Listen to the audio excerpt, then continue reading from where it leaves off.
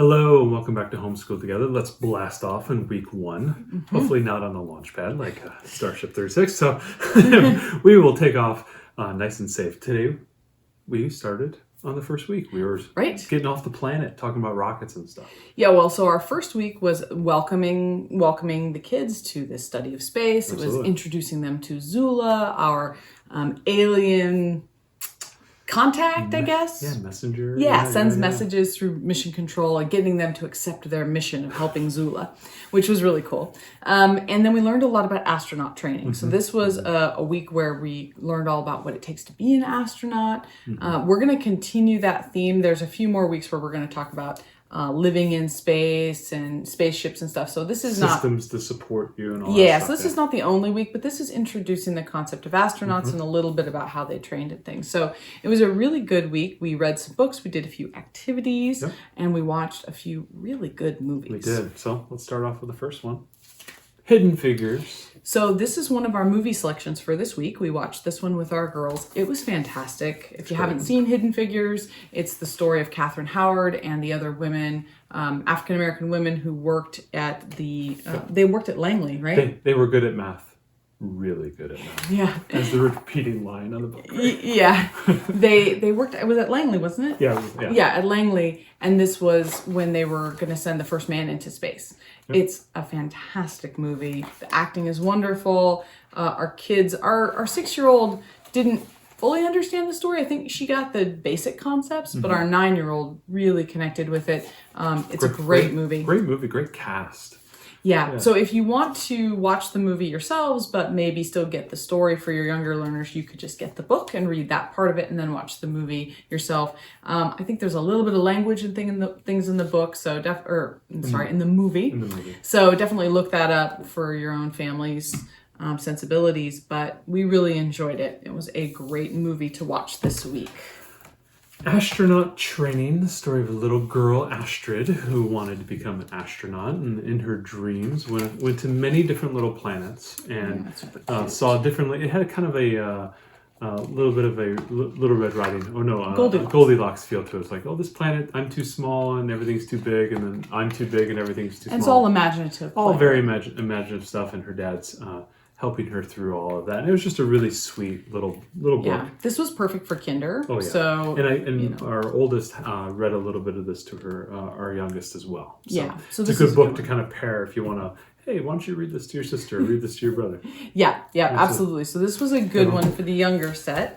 Astronaut with a Song for the Stars, story of Ellen Ochoa, which is really cool. Female astronaut story.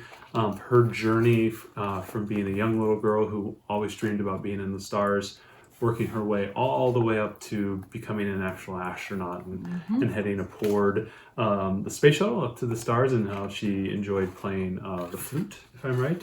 She enjoyed playing an instrument. We watched some videos. Yeah, we watched a few videos on her as well. So really cool. She ended up kind of having a role at NASA as well as kind of like an ambassador. So it was really fun. So if you don't find this one, maybe get a profile on another astronaut. There's a few really good books. Mission to Space is a great one, which I'm hoping we'll get. It's on long wait at the library, but that's a good one. So find one to profile an astronaut. We thought that was a good way to go this week as we start learning about astronauts. A couple of nonfiction books, a little bit of a kind of a light spine that we have is there Usborne Look Inside Space. Yeah, the goal of this one is to have our older daughter read this one to our younger, and we just kind of started with like an overview. Yeah, just the first page here. You just flip it up and do some reading in here. Very easy, very light. So we're not going to go through this whole book per week. We're just going to pick and choose from it. But the idea this week was to introduce astronauts and also to introduce the concept of the solar system. So that brings us to our next book.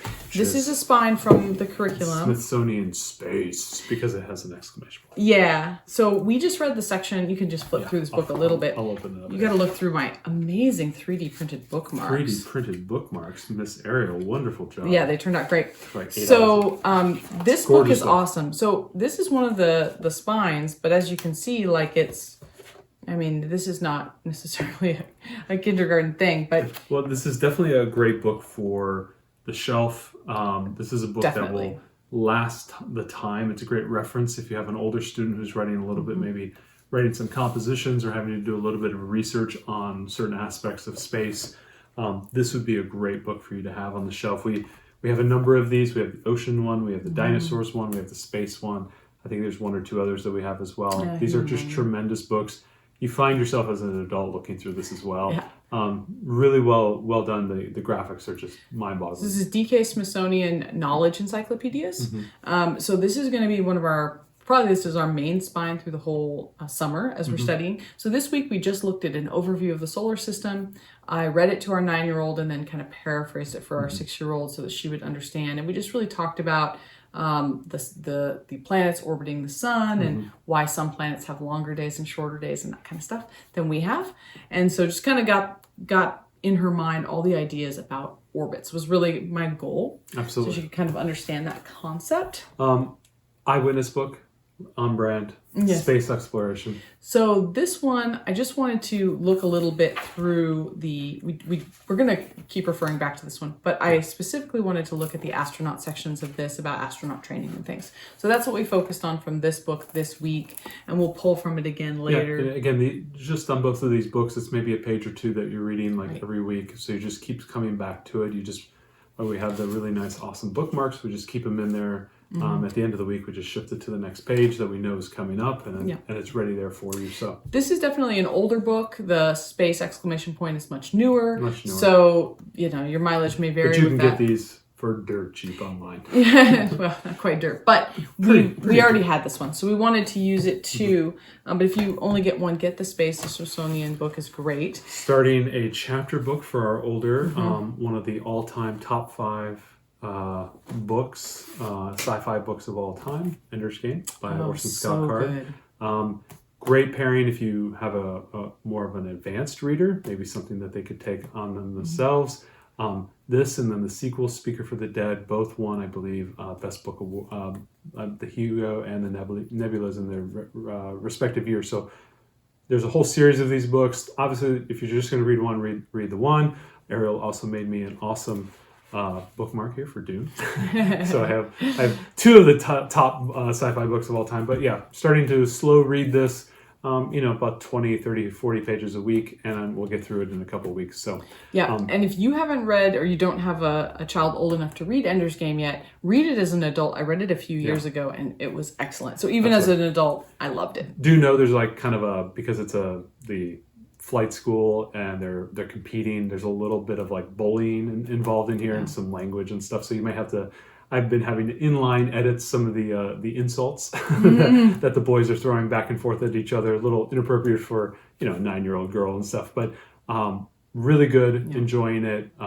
My daughter's what's happening? Where's Ender going? He's now moving up the levels. It's awesome. So, we're going to slow read this, and this will be our literature selection. Yes, this is a great book. Our youngest did a little bit of a Lego experiment here. And, I got to get the flag. Yeah, I got to get the flag. It's the Stanley Kubrick special here. It's not real. We never went to the moon. So this is a Lego creator set, and it's a 3-in-1. So there's going to be the spaceman, there's a little space shuttle, and I think there's a little rover. Yeah. So we'll put the link down in the show notes to the one that we use, because what I like about the 3-in-1 sets is they're never super expensive, but you get more than one model. It's kind of funny, the 3-in-1s are almost slightly cheaper, but then you get 3 different builds in it. And if you have a theme like space here, getting one of those is just really awesome. So we'll include that down in the show notes so you can see which one we used. But that's what our younger did. And then we watched a couple movies. So we referenced the Hidden Figures one. We watched that. That was really good. We watched Space Camp,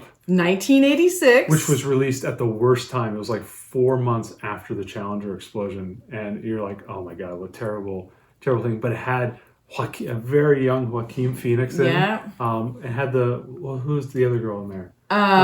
Wasn't she the mom from Back to the Future? Yes. Yeah, Leah Thompson. Yeah, the younger version of the mom in Back in Time. And it had Tate Donovan. Anyway. Had a lot of big names in it. It was amazing. Yes, that were young at the time. And so Space Camp. Tom Skerritt. Anyway, Space Camp. Tom Skerritt was in it, yeah. It was really good. There's some, teenage hijinks kind of stuff that goes on in it. A little bit campy for the time that it was in the 80s, but they had really unparalleled access to NASA and all the space shuttle stuff. was really So cool. there was stuff about all the learning to be an astronaut, and then they end up getting shot into space by accident. Of course. The so robot. The robot. yeah, there's some peril and things, but it all ends okay. But just as you get to see so much of the space shuttle, it was really cool. So much of what they did, our kids loved it. They were totally into the movie. It was right on their level. Yeah. And then for, Space After Dark, we watched... As two old people, we watched a couple old people go into space. So we watched Space Cowboys, which was with Clint Eastwood, Tommy Lee Jones, Donald Sutherland, and James Garner. James Garner, yeah. And it's great. It's great. really fun. It's about a group... what's scary is Eastwood is 70 in that movie. Yeah. It was filmed quite a while ago, maybe late 90s. Anyway. No, 2000. I think it was like 2000. No, I thought it was like 1997. I don't know. Anyway. It's older movie, but it really great. It's about 4 test pilots. They were supposed to be the first astronauts. They didn't get a chance to go into orbit, and then there's a guidance system that's malfunctioning, yada yada, plot, to get them into space. So they get to ride the space shuttle back into space. And it's really good. I mean, there's some definite cheesy stuff in it, but the ending, it sort of kind of goes off on crazy times.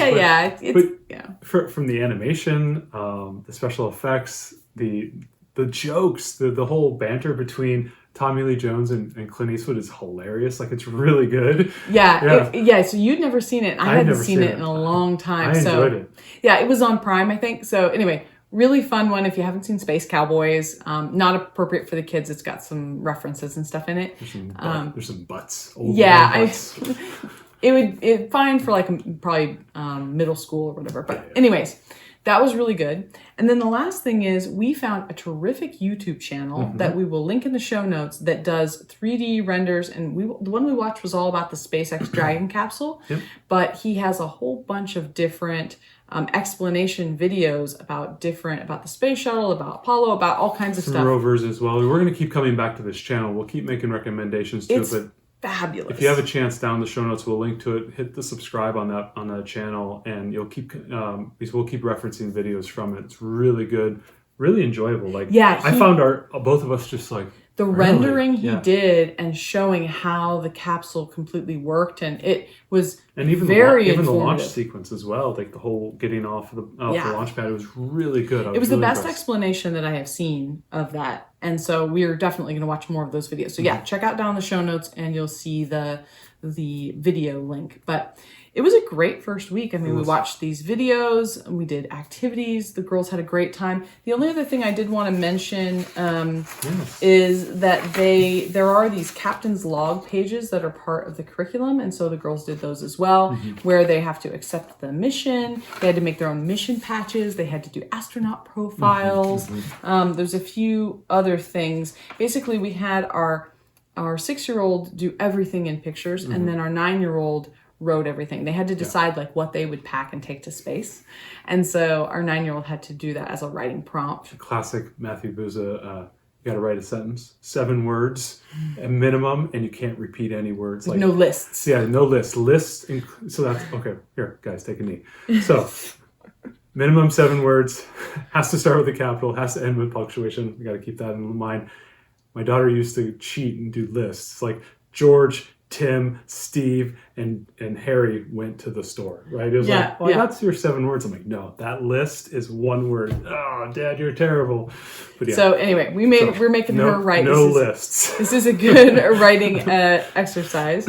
So I think this was it for week. So this was covering week 1 and 2 of the curriculum together. You're going to link these as well. If you have a 3D printer, people, we'll go ahead and link those. This was just something you downloaded and printed? They turned out we'll put these up there as well. Great. And did not need multicolor printing, so they can actually just do layer switching. Anyhow, that's 3D printing jargon, but stay tuned for next week. We're going to be talking about living and non-living things and a little overview of our planet Earth. Absolutely.